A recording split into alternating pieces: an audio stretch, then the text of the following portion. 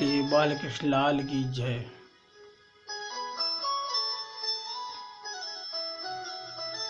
तृतीय स्कंद के 11वें अध्याय की कथा आप श्रवण कर रहे हैं। कृष्णाय वासुदेवाय हरे परमात्मने प्रणत क्लेश नाशाय गोविंदाय नमो नमः।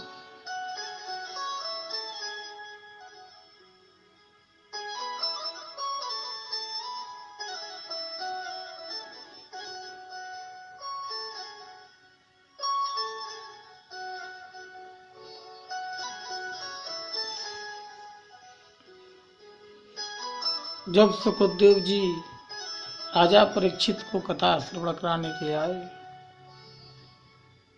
तब राजा परीक्षित के पास समय नहीं था।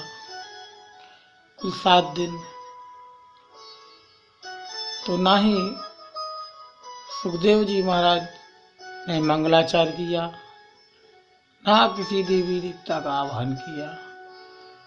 समय को देखते हुए श्रीमद् भागवत कथा श्रवण कराने लगे। तो मन में विचार ना लाकर भगवान की कथा का गुणगान सुनिए और अपने जीवन को धन्य बनाइए। तृतीय स्कंद के 11वें अध्याय में प्रवेश करते हैं, जहां ब्रह्मा जी के पुत्रों की उत्पत्ति की कथा आप श्रवण करेंगे। श्री रुद्र जी का तप करने के लिए प्रस्थान कर जाने तक की कथा सुनाने के पश्चात महामुनि मैत्रेय जी ध्यान मग्न होकर कथा सुन रहे।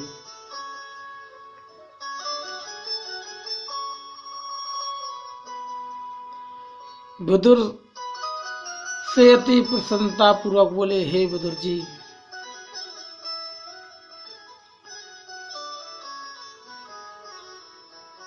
उसके पश्चात ब्रह्मा जी के पुत्र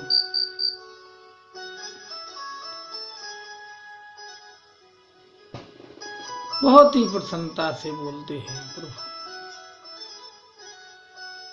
ब्रह्मा जी ने प्रभु श्री हरि द्वारा प्राप्त शक्ति का उपयोग करके अपने 10 पुत्रों की उत्पत्ति की, जिसमें अंगिरा, अत्रि, पुलस्त्य, मारीच, भृगु, वशिष्ठ, पुलह, प्रजापति, दक्ष एवं नारद। ब्रह्मा जी के 10 पुत्र उनके अलग अलग अंगों से उत्पन्न हुए। पुलस्त्य ने ब्रह्मा जी के कान से जन्म लिया। मरीचि की उत्पत्ति मन की स्वाभाविकता से भृगु महाराज त्वचा से प्रकट हुए। वशिष्ठ जी प्राण से, पुलह ब्रह्मा जी की नाभि प्रदेश से प्रकट हुए एवं प्रजापति दक्ष की उत्पत्ति ब्रह्मा जी के अंगूठे से हुई तथा श्री नारायण के परम भक्त जिन्हें बाद में देवर्षि के रूप में सभी ने जाना, उनकी उत्पत्ति ब्रह्मा जी की गोद में हुई। ब्रह्मा जी की छाती से धर्म एवं पीठ से अधर्म उत्पन्न होकर समस्त सृष्टि में विस्तारित यानी फैले हुए धर्म का रूप धारण कर स्वयं श्री हरि नारायण उत्पन्न हुए।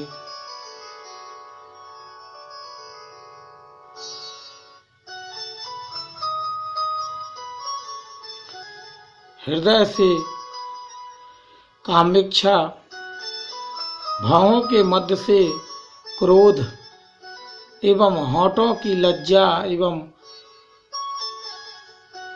लोभ उत्पन्न हुए तथा मुख की वाणी से सरस्वती की उत्पत्ति हुई, जो अत्यंत रूपवती कन्या के रूप में प्रकट हुई। सरस्वती दिव्य वस्त्र आभूषणों से सुसज्जित होकर उत्पन्न हुई थी, जिससे उसकी सुंदरता अवर्णनीय दिख रही थी। प्रभु की माया से प्रेरित होकर अपने मुख से प्रकट हुई कन्या के ऊपर स्वयं ब्रह्मा जी मोहित हो गए एवं उससे भोग करने की आसक्ति उनके मन में उत्पन्न हुई। ब्रह्मा के मन में उत्पन्न अधर्म की भावना देखकर अंगिरा, नारद एवं वशिष्ठ आदि उनके पुत्रों ने उन्हें अधर्म कार्य से रोकते हुए बोले, हे पितामह, सृष्टि के सृजनहार, यदि आप ही अधर्म पूर्ण काम करेंगे, अपनी कन्या के साथ आप ही वह विचार करेंगे तो संसारी मनुष्यों की क्या गति होगी। वे कुछ भी करेंगे, उन्हें अपनी कन्याओं के साथ वह विचार करने में तनिक भी लज्जा का अनुभव नहीं होगा। यह कहकर कि जब ब्रह्मा जी ने ऐसा किया तो हमें इस तरह का कार्य करने में क्या आपत्ति है। अतः हे पितामह, आप अधर्म कार्य ना करें, कन्या से भोग की इच्छा का पूर्ण रूप से त्याग करें। पुत्रों का ज्ञान से पूर्ण वचन सुनकर ब्रह्मा जी अत्यंत लज्जित हुए। लज्जा के कारण अपने पुत्रों को सामने देखकर बात करने में स्वयं को तुच्छ समझने लगे। सो उन्होंने अपने शरीर का त्याग कर दूसरा शरीर धारण किया। ब्रह्मा जी के मृत शरीर को उठाने वाला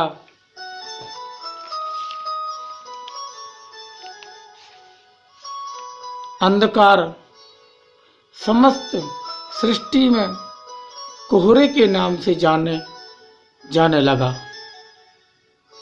प्रातः काल के समय दिखाई देता है। अपना दूसरा तन धारण करके ब्रह्मा जी ने अपने चारों मुख से एक एक वेद की उत्पत्ति की। इस तरह जगत में चारों वेदों का अवतरण हुआ। ऋग्वेद, यजुर्वेद, सामवेद एवं अर्थवेद। इसके बाद वास्तु शास्त्र, वैदिक शास्त्र एवं यज्ञ दान रूपी 4 विधान का निर्माण किया एवं प्राणी जगत के लिए 4 आश्रम का निर्धारण किया।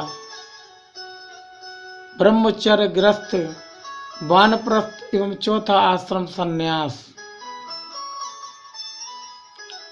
आश्रम निर्धारित करके ब्रह्मा जी ने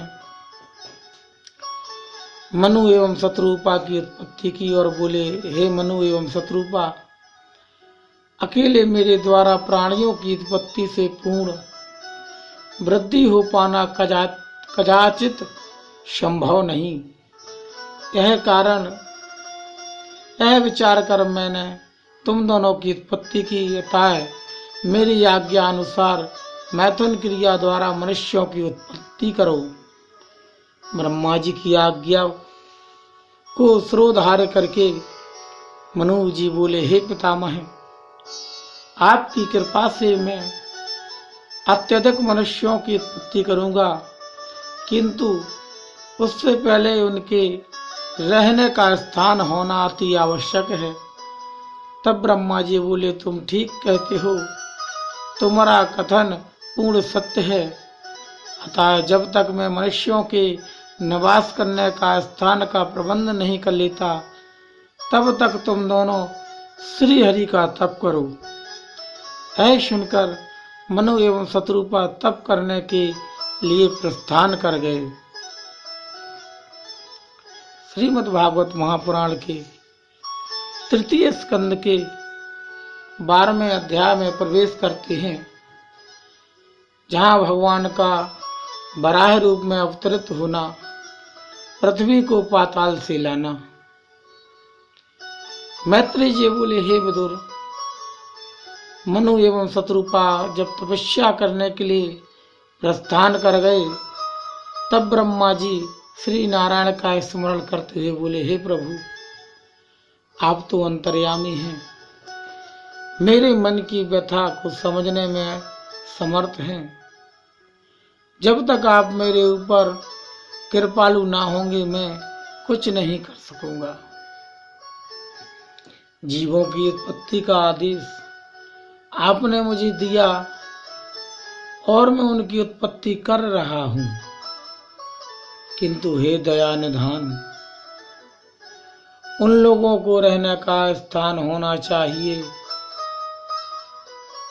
अब तक उत्पन्न किए प्राणियों को इस विशाल कमल पुष्प पर स्थान दिया है, जिस पर आपकी कृपा से मेरी उत्पत्ति हुई, किंतु निरंतर गति से जीव उत्पत्ति जो कर रहा हूं, उन्हें कमल पुष्प पर स्थान दे पाना कठिन है।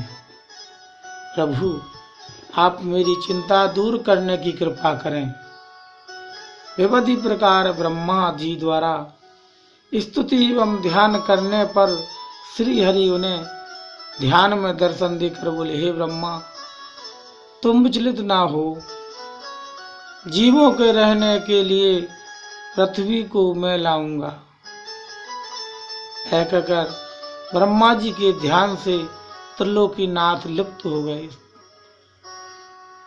उसके पश्चात श्री हरि ने विचार किया, पृथ्वी को ब्रह्मांड से निकालकर हिरण्याक्ष दैत्य पाताल लोक में ले गया। जिस समय प्रभु विचार कर रहे थे, उस समय उनकी प्रेरणा से ब्रह्मा जी को बड़े जोर की छींक आई। उस छींक से ब्रह्मा जी के नाक से एक बच्चा उत्पन्न हुआ, जो अनूठे के अग्रभाग के सामने था और उसका रूप बराह सूकर के समान था। क्षण भर में उस बराह का शरीर विस्तार करके विशाल काय गजराज के समान हो गया और भयानक शब्दों से गर्जना करने लगा।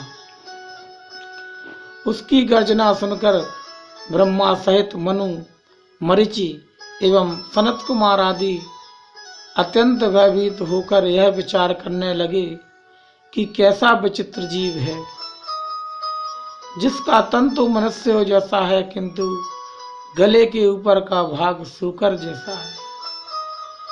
तत्पश्चात ब्रह्मा जी ने अपनी ज्ञान दृष्टि से जानने का प्रयास किया।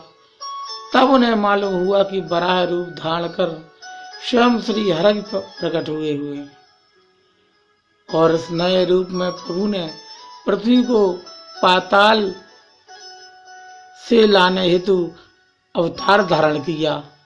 तब वे श्री हरि का सुमरण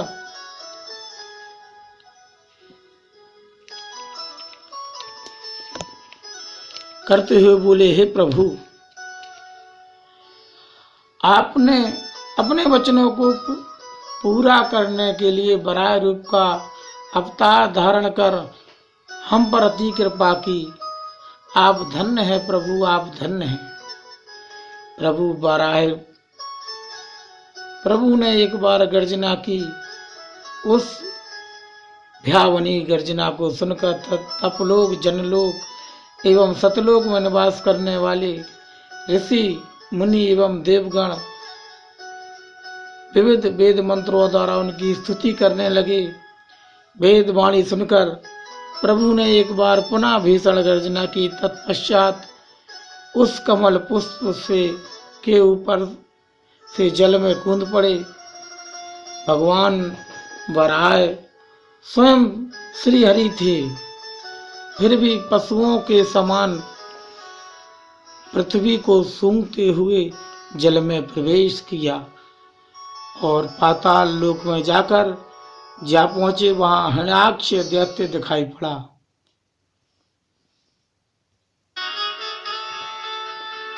हिरण्याक्ष दैत्य दिखाई पड़ा भगवान को।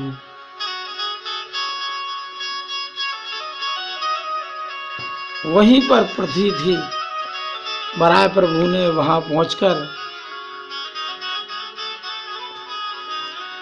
12 करोड़ योजन लंबी चौड़ी पृथ्वी को इस प्रकार अपने डालों पर उठा लिया जैसे पृथ्वी भारहीन हो।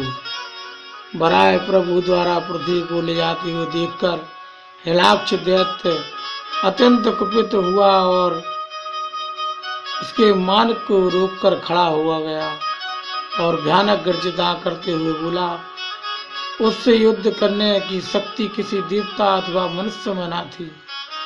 वह अत्यंत पराक्रमी बलवान था, किंतु वराह भगवान ने अपने हाथ की प्रज्वलित गदा से क्षण मात्र में मार डाला और पृथ्वी को डालों पर ऊपर उठाए हुए जल से बाहर निकले।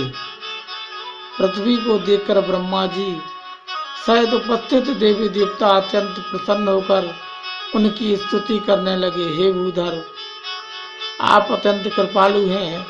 हे शरणागत के भक्त रक्षक प्रभु, जिस तरह आप पाताल लोक में हिरण्याक्ष को मारकर पृथ्वी को ले आए, उसी तरह से जल पर स्थिर कर दीजिए, जिससे सभी प्राणी आनंद से पृथ्वी पर निवास करते हुए यज्ञ हवन आदि शुभ कर्म कर सके। आपके साथ हम अचला देवी पृथ्वी को भी प्रणाम करते हैं। ब्रह्मा एवं देवताओं की स्तुति एवं निवेदन करने पर वराह भगवान ने वैसा ही किया जैसा देवतागण चाहते थे। बोली वराह भगवान की जय। श्रीमद् भागवत कथा में आगे आप दिति के गर्भ का धारण करना हर इच्छा से प्रभु ने यदि चाहा तो सुनते रहेंगे। तब तक के अपनी वाणी को बढ़ावा देते हैं। ओम नमो नारायणाय। ओम नमो नारायणाय। ओम नमो नारायणाय। जय जय श्री राधे।